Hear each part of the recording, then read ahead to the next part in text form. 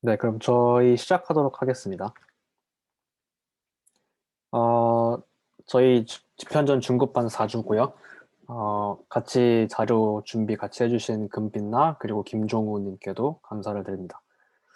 제가 금빛나 님께서 이제 NLG 파트를 담당을 해주실 거고 제가 나머지 부분을 발표를 맡도록 하겠습니다.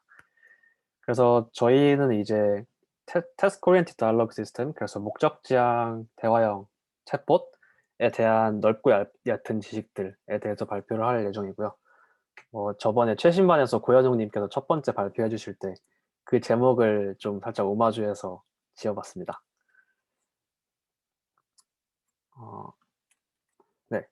그래서 이게 목차인데, 첫 번째는 이제 목적지향형 다이얼로그 시스템이 뭔지 간단하게만 이제 알아보고, 그 다음에 시스템 아키텍처에서 여러 가지 분야가 있죠. NLU 파트랑 그 다음에 다이얼로그 매니저, 그 다음에 다이얼로그 매니저가 어떻게 놀리지 그래프에서 데이터를 받아오는지, 그리고 받아온 거를 이제 Natural Language Generation 모듈에다가 어떻게 넘겨주는지, 그리고 어떻게 생성을 하는지를 볼 거고, 그래서 전체적인 그림을 제일 마지막에 보여드릴 예정입니다. 첫 번째는 이제 태스크 오리엔티드 다이얼로그 시스템이 뭔가에 대해서인데요. 이제 왼쪽 그림에서 보시는 거는 오픈 도메인 다이얼로그 시스템. 그래서 구글 미나가 대표적인 어, 되게 핫했던 논문이었죠. 구글에서 만든 미나가. 그리고 오른쪽에서 보이는 거는 태스크 오리엔티드 다이얼로그 시스템인데, 이제 그냥 오픈 도메인은 뭐 소셜 보시라고 부르기도 하고 그냥 편하게 친구끼리 얘기하듯이 얘기할 수 있는 여러 가지 주제를 두고 얘기할 수 있는 챗봇이고요. 태스크 오리엔티드는 이제 특정한 목적을 가지고 떤 태스크를 달성하고자 할 때 물어보는 형식의 그런 챗봇이죠. 그래서 이건 알렉사의 예시인데, 뭐 내가 차 스크래치 난 거 어떻게 고쳐? 그러면 이제 정확히 스텝 바이 스텝으로 알려줄 수 있게끔 뭐 이런 챗봇을 태스크 오리엔티드 다이얼로그 시스템이라고 합니다.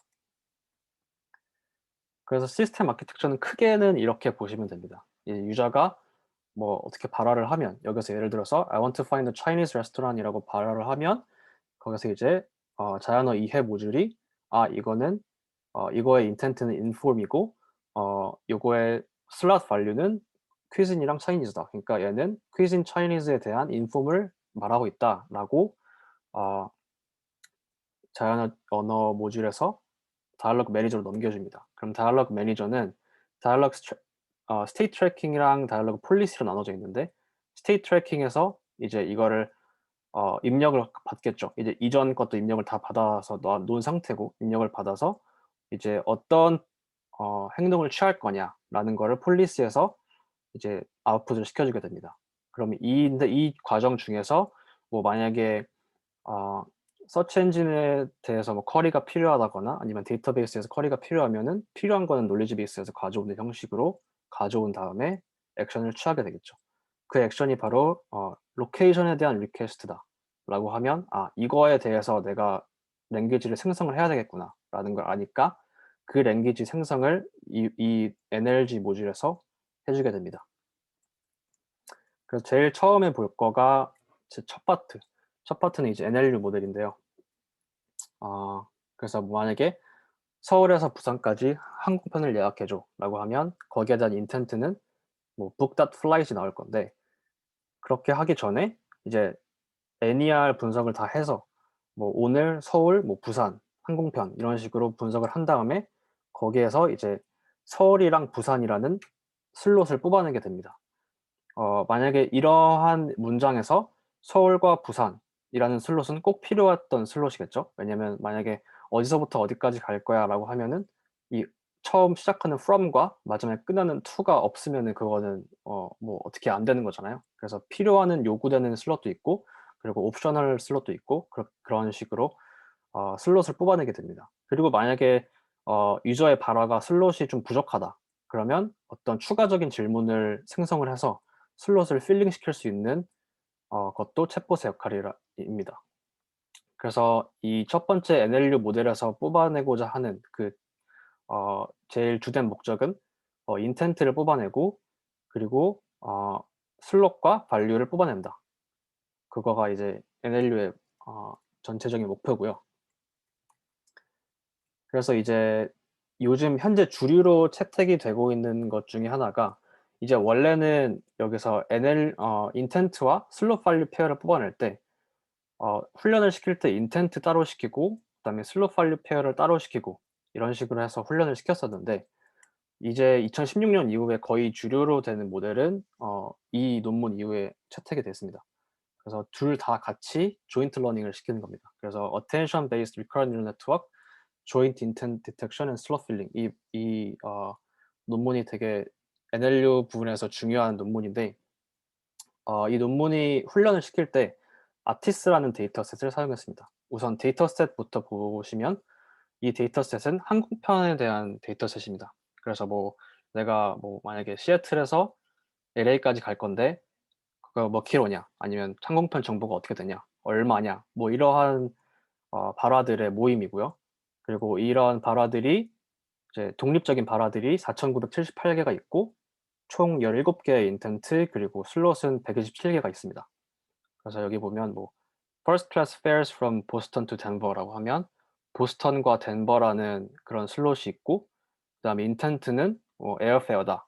이러한 데이터셋입니다. 알티스라는 데이터셋이. 그래서 이걸로 이제 훈련을 시키는데 모델은 어떻게 되냐? 조인트 러닝이니까 둘 다 같이 함께 훈련을 시키겠죠. 그래서 우리가 흔히 아는 그런 인코더 디코더 아키텍처를 사용을 하는데 첫 번째에서는 인코더에서는 이제 바이디렉셔널 RSTM을 사용해서 인코딩을 시킨 후에 이제 디코더를 두 개를 따로 만들어서 이제 인텐트 디코더, 슬롯 필링 디코더 이런 식으로 만들어서 뽑아내게 됩니다. 그리고 이제 이 논문에서 다른 중요했던 게 attention based였죠. 그래서 attention을 어디 넣느냐 하면 여기 H1, H2, H3, H4 요거에 대한 weighted sum을 해서 그거를 여기다 C1에다가 다 넣어줍니다. weighted sum 해서 attention 값을 넣어줘서 거기서 슬롯 필링을 시키게 됩니다. 그래서 이거는 엔드투엔드로 학습이 가능하고요. 실제로 attention이 어떻게 걸리느냐를 살펴보기 위해서 논문에서 이러한 도표를 만들어 줬는데요. 눈이라는 이제 슬롯을 예측할 때 attention이 어떻게 걸리는지에 대해서 이제 보여줬는데 이제 더 어두운 것이 더 많이 걸리는 attention의 세기가 더 큰 것입니다. 그래서 뭐 플라이트 클리블랜드, 달라스 뭐 이런 식으로 많이 걸렸죠. 그래서 정확히는 잘 모르겠는데 이게 눈을 예측할 때 왜 클리블랜드에 많이 걸렸나 생각을 해 보니까 그래도 그러니까 출발할 때 그러니까 눈 전에 출발하는 걸 물어봤으니까 '클리블랜드에 많이 걸리지 않았나.'라는 뭐 생각도 해 보게 됐습니다. 그래서 정확도를 보시면 이게 인텐트랑 슬롯 따로 학습하는 거랑 그다음에 조인트 러닝을 하는 거랑 이렇게 비교를 했는데 뭐 당연히 결과가 좋게 나왔죠. 그래서 F1 스코어는 이제 인텐트랑 그다음에 슬롯 밸류 예측하는 거에 대한 F1 스코어고 인텐트를 따로 봤을 때 이제 굉장히 많이 향상이 된 거를 볼 수가 있습니다. 에러가 많이 줄었죠. 그래서 나중에도 계속 나오겠지만 이 TOD (Task Oriented Dialogue) 시스템에서는 거의 조인트 러닝 하는 게 좀 대세인 것 같습니다, 논문을 보면. NLU 쪽에서도 조인트 러닝을 많이 하고 그리고 다이얼로그 매니저 쪽에서도 막 NLU랑 같이 러닝을 시키기도 하고 막 그런 시도들이 많이 있거든요. 근데 그런 시도들을 할 때마다 되게 조인트 러닝에서 좋은 성능이 많이 나오는 걸 보고 '그쪽이 대세가 아닌가.'라는 걸 느꼈습니다. 그래서 또 이제 그러니까 좀 달리 봐야 될 거는 문맥을 저희가 파악을 해야 되는데 그냥 단순히 이전 스텝만 보면은 이제 정확한 제대로 된 슬롯 밸류를 예측하거나 그런 거가 불가능하기 때문에 문맥 파악을 해야 됩니다. 근데 뭐 바로 전 스텝만 보느냐 아니면 뭐 2 스텝 전을 보느냐 3 스텝 전을 보느냐 이런 기준이 별로 없잖아요. 그래서 저희가 이제 메모리 네트워크라는 거를 어떤 논문이 이 밑에 있는 이 마이크로소프트에서 2016 년에 나왔습니다. 그래서 예를 들어서 "부산에서부터 몇 킬로야?" 뭐 이렇게 물어보는 사람 별로 없겠지만 뭐 예를 들자면 저희가 이제 "어디서부터 어디까지?"라는 거를 물어볼 때 보통 어디서부터 어디까지라고 말하는데 이 사람은 그냥 from slot은 있지만 to slot을 없앴죠, 말할 때. 그러면 여기서 추가적인 질문이 필요합니다. 다이얼로그 매니저가 판단을 하겠죠. 여기서 to slot을 물어야 된다라고 판단을 하면은 이제 "부산에서 어디까지 가세요?"라고 물어봅니다. 그러면 "서울." 이렇게 말하면 만약에 이전 스텝만 봤을 때는 서울 딱 하나만 보고 이게 뭐에 대한 말인지 전혀 모르죠. 그래서 이제 전 스텝까지 다 파악을 해야 돼서 문맥 파악에 대한 필요성이 많이 제기가 됐는데 그럴 때는 이제 메모리 네트워크를 사용하게 됩니다. 그래서 2016 년에 제안을 한 게 따로 RNN 메모리 네트워크라는 RNN 네트워크를 만들어 주고요. 그리고 이거랑 동일한 네트워크를 또 이제 현재 스텝 어터넌스가 나오면 인풋으로 넣어 줍니다. 그리고 여기서 해 주는 게 이 현재 발화가 이전 스텝 중에 어느 발화랑 가장 연관성이 높은가 이거를 판단을 해야 됩니다. 그래서 만약에 이 서울이라는 발화가 뭐 세 스텝 전에 어떤 발화랑 가장 연관성이 높았다라고 하면 그때 했던 발화랑 어 다시 이렇게 계산을 해서 슬롯 필링을 해 주게 되는 거죠. 그래서 그 발화를 어떻게 찾느냐라고 하면 그 이전 스텝에 있는 거를 다 RNN 메모리에다가 넣어 주고 그리고 이제 그거를 쫙 펼쳐 주면 knowledge attention distribution이 나오는데 그 distribution이랑 그 현재의 occurrence랑 다 프로덕트를 시켜서 attention을 구합니다. 그럼 attention을 구해서 가장 attention 스코어가 높은 거가 relevant 스코어가 높은 거겠죠. 그래서 그거를 채택을 하게 됩니다. 그렇게 해서 이제 결국엔 RNN 태거에 뭐 동일하게 넣어 주게 되는데 여기서 이제 슬롯 태깅을 하겠죠. 그럼 이 슬롯 태깅은 어떻게 되느냐? 어 똑같이 RNN 네트워크를 만들어 주지만 저희가 뽑아낸 메모리를 매 노드마다 다 넣어 주는 형식으로 해서 RNN 태거를 만들어 줍니다. 그렇게 되면 정확한 제일 관련도가 높은 발화에서 슬롯 필링을 할 수가 있겠죠. 네, 그렇게 해서 이제 문맥 파악을 어떻게 하는지 봤고요. 이거는 사실 옵셔널인데 NLU가 얼마나 TOD에서 중요한지 첫 단추를 얼마나 잘 꿰는 게 중요한지를 보여주는 그래프입니다. 그래서 이 저자는 NLU 에러 레이트를 다 다르게 해 봤어요. 그다음에 0% 10% 20% 이런 식으로 다르게 했을 때 그때 이제 석세스 레이트과 에버리지 턴스 그러니까 석세스 레이트는 어 유저가 태스크를 달성했냐 못했냐 요거에 대한 비율이고요. 에버리지 턴은 태스크를 달성하기까지에 얼마나 많은 턴이 거쳐갔냐, 시간이 걸렸냐라는 건데 뭐 당연한 얘기겠지만 에러 레이트이 높아질수록 태스크 성공률이 낮아지고 그리고 대화 지속 시간이 많아지겠죠. 이건 당연한 얘기인데 그러면 NLU에서 인텐트랑 슬롯 중에 뭐가 더 중요하냐를 살펴보면 되겠죠. 그럼 뭐가 더 중요하냐 살펴봤더니 인텐트에만 에러율 변화를 주었을 때 이제 सक्세스 레이트랑 에버리지 턴을 봤는데 그리고 이제 슬롯 에러에만 어 변화를 주었을 때 석세스 레이트과 에버리지 턴을 봤습니다. 그렇게 했을 때 슬롯이 훨씬 더 중요한 걸 파악할 수 있었습니다. 왜냐면 이 그래프에서는 여기는 별로 변화값 시키지가 않죠. 근데 슬롯 에러만 변하게 했을 때 이 사이에 벌어지는 간극이 훨씬 더 커지는 걸로 봤을 때 '슬롯이 되게 중요하구나.' 그래서 조인트 러닝을 시킬 때 인텐트보다도 여기서 인텐트보다도 슬롯 필링에 훨씬 더 많은 가중치를 줘서 학습을 시키면 NLU 학습에 더 도움이 되겠다라는 거를 뽑아낼 수가 있습니다. 그리고 그다음은 다이얼로그 매니저입니다. 이제 저희가 이제 NLU에서 나온 아웃풋 그러니까 inform, cuisine Chinese 뭐 인텐트랑 슬롯 발류 페어를 가지고 이제 다이얼로그 매니저에 넣어 줍니다. 그럼 다이얼로그 매니저는 뭘 하느냐? 일단 스테이트 트래킹에서는 뭘 하냐면요.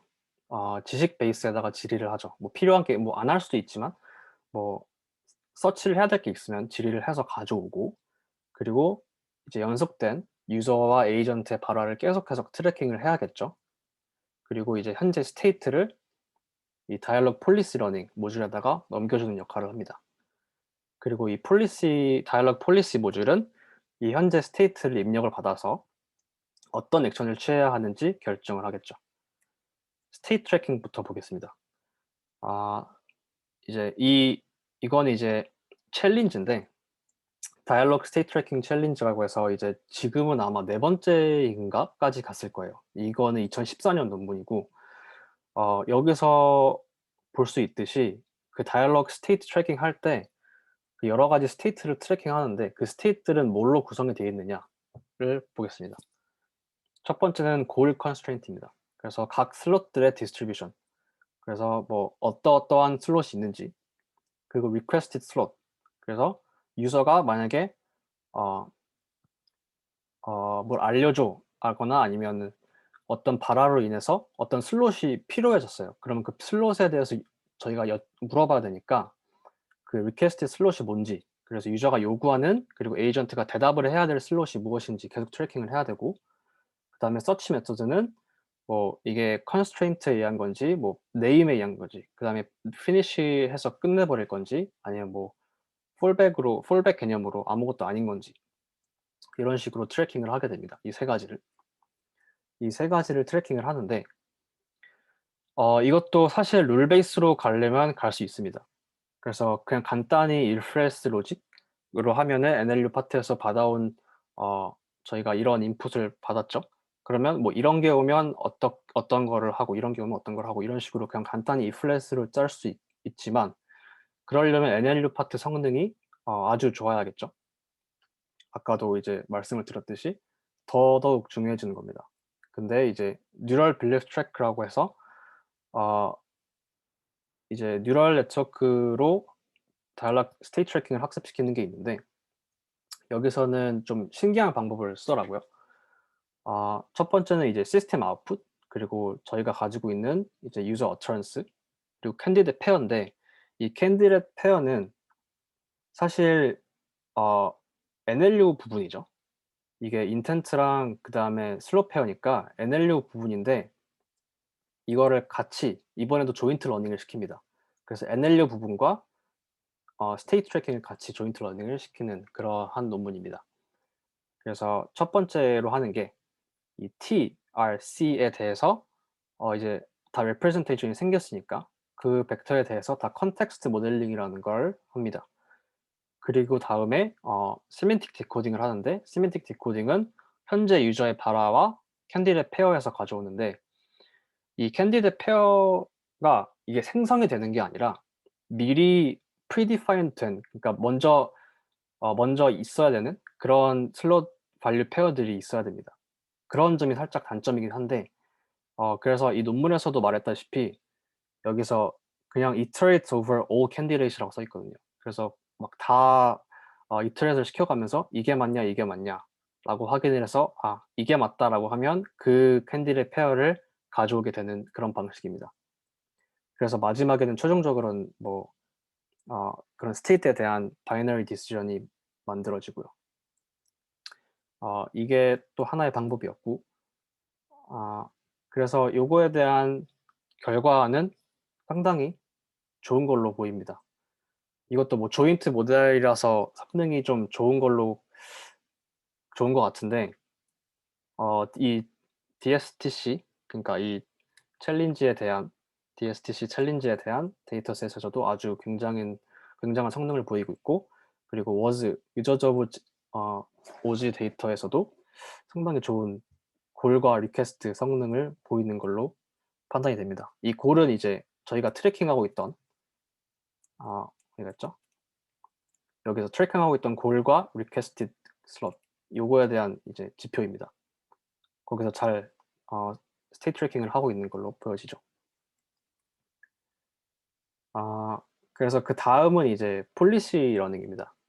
폴리시 러닝도 마찬가지로 룰 베이스로 학습이 가능합니다. 그래서 스테이트 트래커로부터 리퀘스트 슬롯이 무엇인지 주어지면 이제 어떠한 액션을 취해야 되는지, 이것도 룰 베이스로 작성이 가능하겠죠.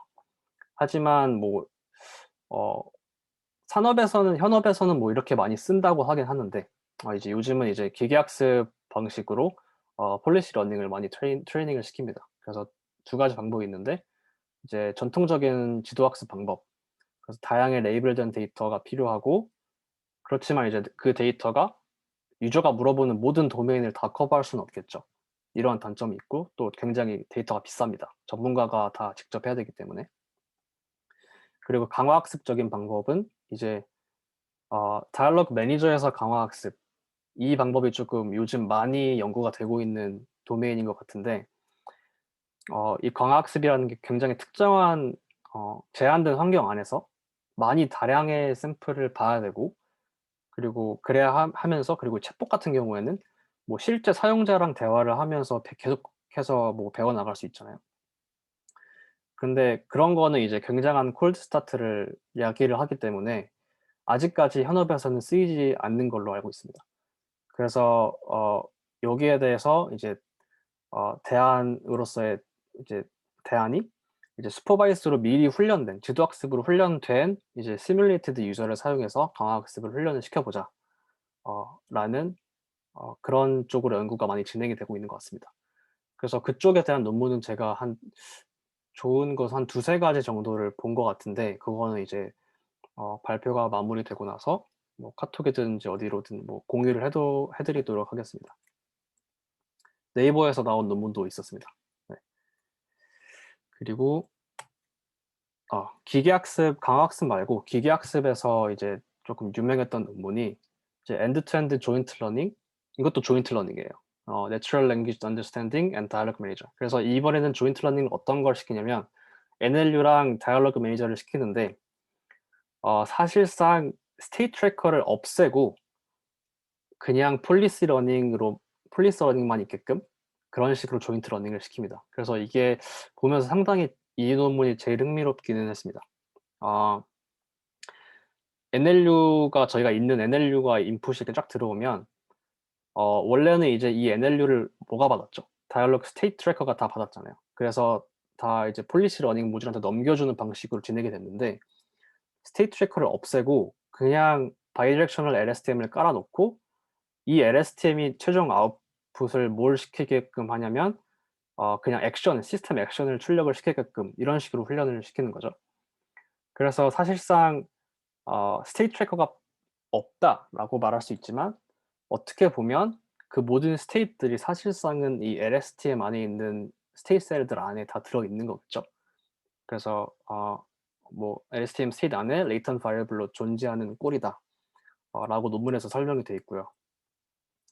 뭐 이렇다고 해서 저희가 뭐 인텐트랑 슬롯들이 필요 없는 건 아니고 이제 슈퍼바이즈 러닝을 시키기 위해서 계속해서 필요하고 그리고 입력시켜 주기 위해서 그래도 계속은 필요합니다. 이것도 제가 결과를 따로 넣지는 못했는데 요거에 대한 결과도 상당히 좋았다고 해서 이것도 어 주류 중에 하나로 캔디셋으로 좀 고려가 많이 되고 있는 방법인 것 같습니다. 그다음은 이제 논리지 그래프인데 사실 여기서 다 바로 NLG로 넘어갈 수도 있겠지만 제가 여기서 논리지 베이스를 쪼끔 넣고 싶었던 이유가 뭐 혼자서 공부하시면서 논문 구현도 많이 해 보시고 이렇게 하는데 사실 현업에 있거나 아니면 뭐 대규모 리서치 기업에 있거나 이런 거 아니면 제 생각에는 논리지 그래프를 따로 구축해 볼 일이 별로 없다고 생각이 들어요. 그래서 이 논리지 베이스가 TOD에서 어떻게 구축이 됐는지 그리고 네 그런 것들을 좀 보려고 합니다. 그래서 논리지 그래프라는 거는 이제 논리지 베이스의 일종인데 논리지 베이스는 사실상 뭐 구글에다가 쿼리를 해도 그게 논리지 베이스가 될 수도 있는 거고요. 근데 이제 논리지 그래프는 그 베이스의 일종인데 어 어떤 여러 가지 데이터들을 그래프 형식으로 합치는 그런 논리지 레프레젠테이션의 일종인 기법입니다. 그래서 여러 가지 흩어져 있는 데이터들을 이제 관계를 부여를 해 주면서 데이터를 합치는 그런 기법이고 시멘틱 웹에서 많이 활용되는 기법입니다. 그래서 웹에서 그냥 웹이 아니라 딱 일정한 구조가 짜여져 있는 그리고 시멘티컬리하게 이해를 할 수 있는 그런 웹에 대한 그런 연구에서 많이 쓰여지는 데이터 형식인데요. 이 논리지 그래프가 놀리지 그래프를 만들기 위해서 필요한 데이터 형식이 두 가지가 있는데 첫 번째는 RDF 형식이고 그다음은 이제 property graph입니다. 그래서 여기서 보이는 거랑 가장 비슷하게 생긴 게 property graph고 RDF는 사실상 조금 많이 다르게 생겼어요. 하지만 형식은 그래프인 건 마찬가지죠. 그래서 이 RDF는 또다시 엔트리플, 터틀, 그다음에 RDF XML, JSON LD 이런 식으로 형식이 나눠지는데 JSON LD는 뭐 저희가 흔히 알고 있는 그런 JSON 형식으로 생겼고요. XML도 저희가 흔히 알고 있는 XML 형식으로 웹을 표현하는 그런 형식으로 생겼는데 이제 엔트리플이랑 터틀이 조금 다른 형식으로 생겼습니다. 그래서 이 엔트리플이 생긴 모양이 어 세 가지로 구분이 돼 있어서 트리플이라고 이름을 지었겠죠. 그래서 첫 번째 나오는 게 subject, 그다음이 predicate, 그다음에 object인데 앨리스가 밥을 안다. 그리고 밥도 앨리스를 안다라는 걸 표현하기 위해서 앨리스라는 subject 그리고 knows라는 뭐 이런 predicate이 있고 그다음에 object로 밥이 있겠죠. 이 맨 마지막에 점은 이제 그 문장이 끝났다라는 거고. 그래서 밥도 똑같이 앨리스, know 이렇게 하면은 이제 서로 아는 게 표현이 되는 거겠죠. 그래서 이 RDF 형식은 뭐 엔트리플이든 XML이든 JSON LD든 그 W3C 그룹에서 시멘틱 웹에 대한 표준을 만들어 놨어요. 그 표준을 따르는 그러한 형식이고 어 뭐 예를 들어서 어떤 뭐 레시피를 알려주는 그런 웹사이트를 크롤링을 내가 하고 싶다라고 했을 때 저희가 뭐 뷰티풀 스프 이런 걸로 해 가지고 막 HTML 태그 하나씩 봐서 원하는 거를 스크래핑 해올 수 있겠지만 그냥 이 웹사이트 전체를 통째로 다 스크랩하고 싶다 했을 때 이제 이런 시멘틱 웹에서 스키마를 다 스크랩해 오는 형식으로 웹 크롤링을 많이 하죠. 그래서 이런 형식을 이런 그냥 전체 스키마를 다 놀리지 그래프에다가 입력을 하는 식으로 하는 방식으로 놀리지 그래프를 형성하는 겁니다. 그래서 요거에 대한 이제 쿼리 랭귀지는 스파클이라는 쿼리 랭귀지가 제일 유명한데요. 여기 스파클도 똑같이 subject, predicate, object로 이제 쿼리를 날립니다. 그래서 이거는 이제 person인데 그 person에 대한 name이랑 그다음에 이메일을 다 줘라라고 하면은 이제 이 쿼리는 어 name and emails of every person in the dataset이니까 뭐 다 뭐 name과 이메일을 반환을 하는 그런 쿼리가 되겠죠. 요거의 장점은 이제 굉장히 생긴 것도 SQL이랑 되게 유사하게 생겼죠. 그 장점은 굉장히 빠르다는 겁니다. property graph에 비해서 되게 빠른 쿼리 속도를 가지고 있습니다. 하지만 사용하기가 눈에 딱 보이지는 않죠, 대신에. 두 번째는 property graph인데 이거는 저희가 흔히 알고 있는 그런 그래프 형식, 노드랑 엣지 이걸로 이제 다 눈에 보이게끔 형성이 되어 있습니다. 그래서 또 하나의 다른 장점이자 속성은 노드에서도 프로퍼티를 가질 수 있고 엣지에서도 프로퍼티를 가질 수 있다라는 겁니다. 그래서 요거는 이제 이론적으로는 노드에다가 프로퍼티를 표현할 수 있고 엣지에다가는 프로퍼티를 표현할 수 없습니다. 하지만 이제 프로퍼티 그래프에서는 노드도 속성을 가질 수 있고 그다음에 이 엣지, 이 화살표 자체도 속성을 가질 수가 있기 때문에 어 이러한 데이터 타입을 원하는 경우 그런 경우에 property graph를 많이 선호를 하죠, RDF에 비해서. 그런 경우에만. 사실 그래서 이거는 W3C랑 관련이 없기 때문에 정해진 표준 포맷이 없어서 어 뭔가 다큐멘테이션이나 이런 것도 다 따로따로 제각각인 그런 상황이긴 한데 그래도 이런 상황에 대해서 "난 property graph가 필요할 것 같아."라고 하면 이거를 많이 사용하는 경우도 있긴 합니다.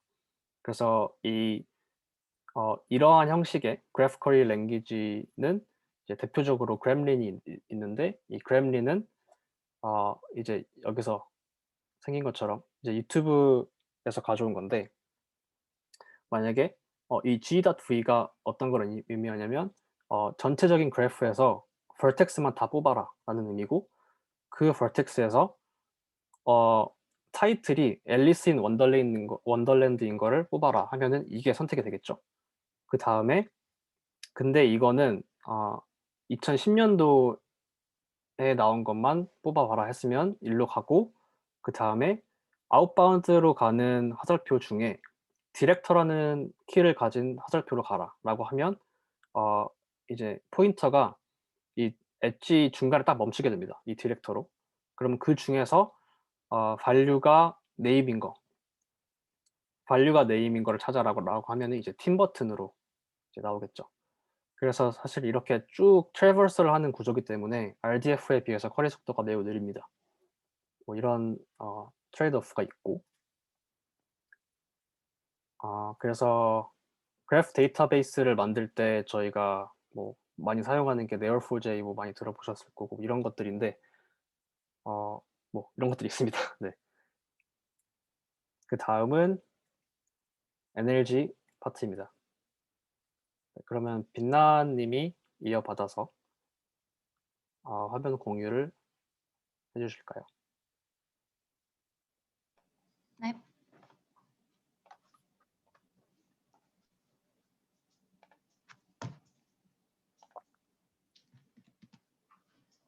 네, 보이시나요?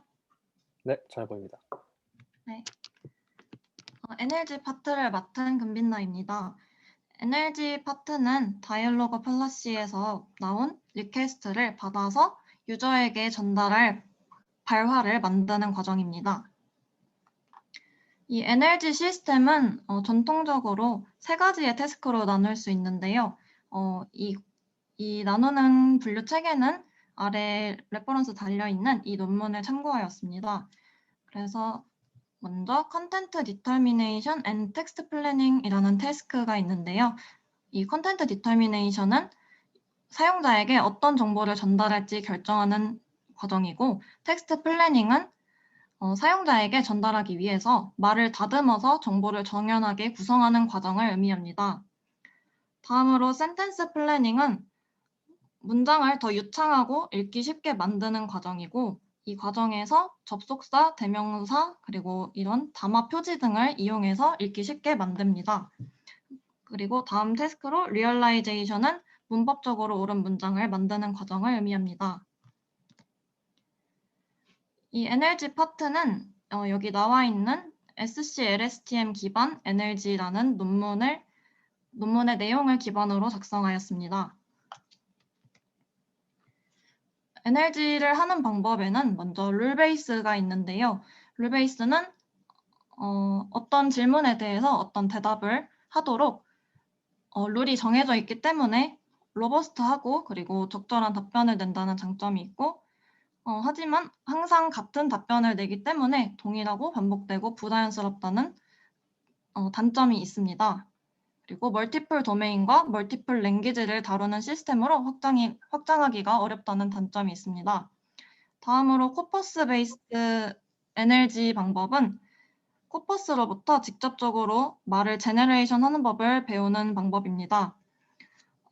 코퍼스로부터 직접적으로 배우기 때문에 인간의 리스폰스를 더 자연스럽게 모방하고 그리고 사전 정의된 룰에 대한 의존도가 감소하며 시스템의 확장성이 증가한다는 장점이 있습니다. 이 코퍼스 베이스 방법에서는 제네레이터에서 여러 개의 아웃풋 캔디데이트를 만들어내는 오버 제네레이션을 하고 이 아웃풋 캔디데이트들을 리랭킹하여 최종적인 리스폰스를 얻어냅니다. 이 방법은 학습 데이터의 효율성, 정확도, 자연스러움이 부족하다는 단점을 가지고 있습니다. 다음으로 프레이즈 베이스 NLG 방법은 팩터드 랭귀지 모델을 기반으로 하고 의미적으로 정렬된 코퍼스로부터 제너레이션 하는 법을 배웁니다. 그리고 최근에는 이제 뉴럴 네트워크 베이스 방법으로 NLG를 하는데 여기서 RNN 베이스 시스템은 RNN의 그 문제점인 베니싱 그레디언트 문제가 발생한다는 점이 있습니다. 그래서 이 문제를 해결하기 위해 LSTM 베이스 시스템이 나오게 되었는데 이는 네트워크를 공간적, 시간적으로 딥하게 만들므로써 더 정확한 결과를 얻는다는 특징이 있습니다. 이는 SC-LSTM 셀의 구조인데요. 크게 LSTM 셀과 DA 다이얼로그 액트 셀로 구성됩니다. 이 LSTM 셀은 다들 알고 계실 기본적인 LSTM 셀과 동일하고요. 앞에서 언급한 문법적으로 옳은 문장을 만드는 리얼라이제이션 태스크를 수행합니다.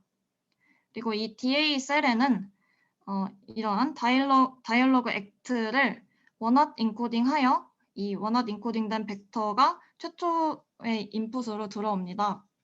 그리고 이 DA 셀에서는 문장을 더 읽기 쉽게 만드는 센텐스 플래닝 태스크를 수행합니다. 이 수식들은 기본적인 LSTM 셀에서의 값들이고요. 그냥 LSTM을 사용해서 NLG를 하기에는 한계점이 몇 가지 있기 때문에 이 수식들을 추가하거나 변경하여 SGLSTM 기반의 NLG를 합니다. 먼저 그 다이얼로그 액트에 들어있는 슬럿이 바이너리 슬럿이거나 돈케어 값을 갖는 경우 명확히 비어휘화되지 않는다는 특징이 있습니다. 여기서 비어휘화란 슬롯 밸류를 슬롯 토큰으로 변환하는 과정을 의미합니다. 이 문제점을 해결하기 위해 앞에서 봤던 수식 이외에 리딩 게이트와 DA 벡터라는 컨트롤 셀을 추가합니다. 이 DA 벡터는 리딩 게이트의 값을 갖고 있습니다. 다음으로 앞에서 SCLSTM 셀의 구조를 보면 여기서 셀 스테이트가 DA 셀의 값을 받아서 영향을 받는 것을 알 수 있습니다. 이 기본적인 LSTM에서의 셀 스테이트 식은 이와 같은데 이 SCLSTM 구조에서는 셀 스테이트가 DA의 영향을 받기 때문에 식 조정이 필요합니다. 그래서 이 마지막 항이 추가되었는데요. 여기서 이 DT가 위에서 봤던 DA 벡터입니다. 그리고 이제 SCLSTM 시스템을 보면 딥 뉴럴 네트워크를 적용하였습니다. 이는 DA 셀의 상단에 LSTM 셀을 여러 개 쌓는 것을 의미합니다. 이를 적용함으로써 뉴럴 랭귀지 제너레이터를 공간적, 시간적으로 확장할 수 있었고 그리고 스키 커넥션과 드롭아웃을 적용하였습니다. DNN을 적용함으로써 모든 히든 레이어가 리딩 게이트에 영향을 미친다는 점이 있었기 때문에 앞에서 봤던 최초의 리딩 게이트 식은 이와 같았는데 이 두 번째 항에 시그마를 붙인 형태로 변경이 되었습니다. 이 딥 LSTM 제너레이터의 구조는 이와 같습니다. 여기서 이 실선으로 표시된 이 건너뛰는 화살표는 스키 커넥션을 의미하는데요. 이 아래는 기반이기 때문에 베니싱 그레디언트 프로블럼을 해결하기 위해 넣어준 것이고요. 여기 보이는 이 점선 화살표들은 이 딥 뉴럴 네트워크이기 때문에 이 네트워크가 점점 복잡해질수록 오버피팅이 잘 일어나기 때문에 이 네트워크를 약간 정교화하기 위해서 드롭아웃을 적용하였습니다. 이제 이 SCLSTM 시스템의 특징을 살펴보면 일단 크로스 엔트로피를 사용하여 센텐스 플래닝과 리얼라이제이션을 공동 최적화하였습니다. 이렇게 함으로써 데이터가 정렬되어 있지 않더라도 이 데이터로부터 말을 제너레이션하는 법을 배울 수 있게 되었습니다.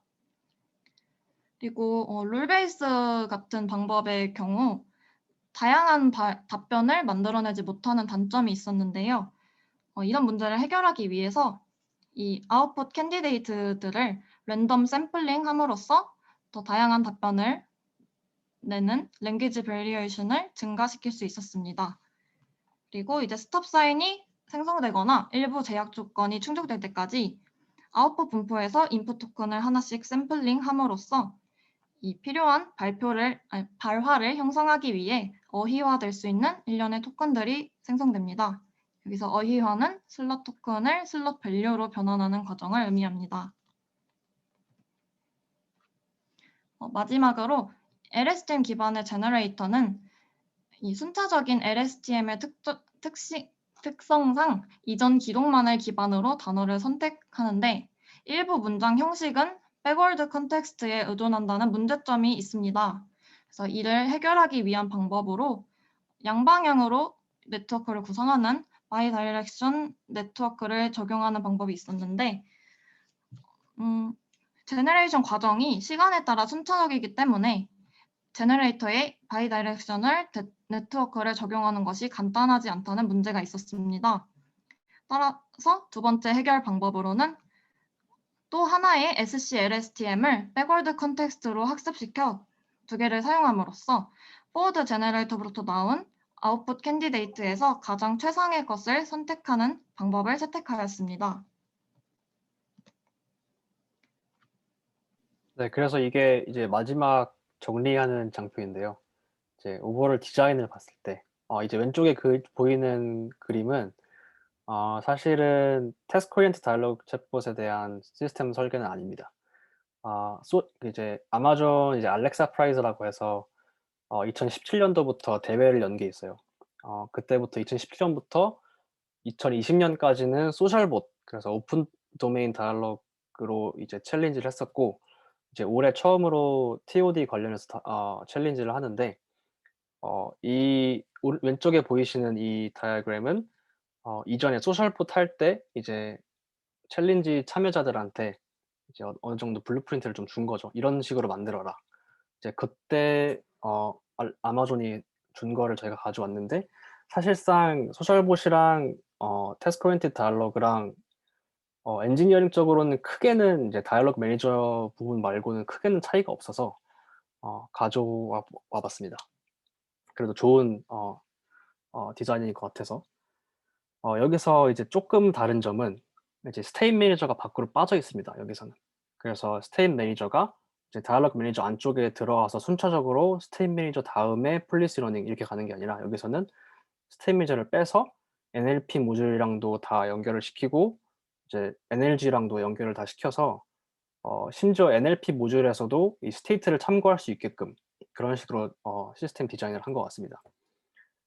그래서 처음에는 이거는 이제 텍스트를 입력받는 게 아니라 알렉사니까 먼저 STT가 들어오겠죠. 그러면 이제 스피치를 텍스트로 변환을 해서 nbest, 그러니까 뭐 스피치 투 텍스트를 할 때도 여러 가지 캔디데이트이 있겠죠. 그중에서 가장 스코어가 높은 거를 뽑아서 보낼 수도 있고, 아니면 스코어가 너무 낮으면 재질문을 할 수도 있고, 아니면 뭐 스테이트 매니저를 참고해서 이전 발화 기록을 참고해서 '아, 이 텍스트가 맞을 것 같다.'라고 하는 뭐 그런 모듈이 이 ASR 핸들러입니다.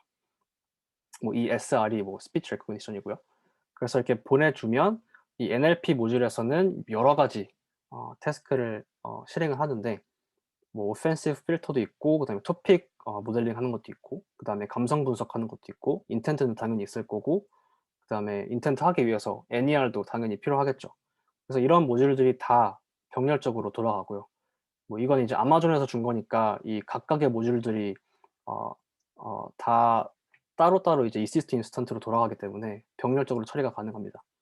그래서 이렇게 해서 뽑아낸 거를 다이얼로그 매니저로 보내주고, 근데 여기서 이제 쪼끔 뭐 다른 점은 셀렉팅과 랭킹이 있는데, 셀렉팅은 이제 여러 가지 리스폰스 제너레이터를 만들어 놓고 그중에서 '어떤 제너레이터를 선택할까? 뭐 이걸 선택할까? 이걸 선택할까?' 이런 식으로 셀렉팅을 해 주는 거고, 그다음에 셀렉트를 해서 제너레이터가 나왔으면 거기서 이제 또 후보 제너레이트 센텐스가 들이 있으면 거기서 또다시 랭킹이 들어갑니다.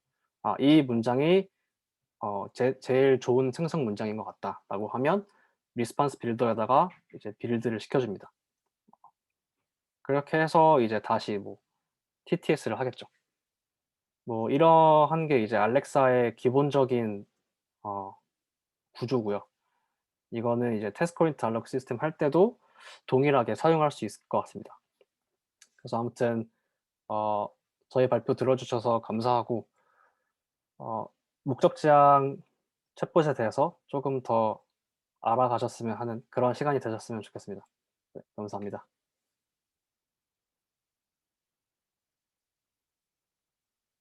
발표 마치도록 하겠습니다.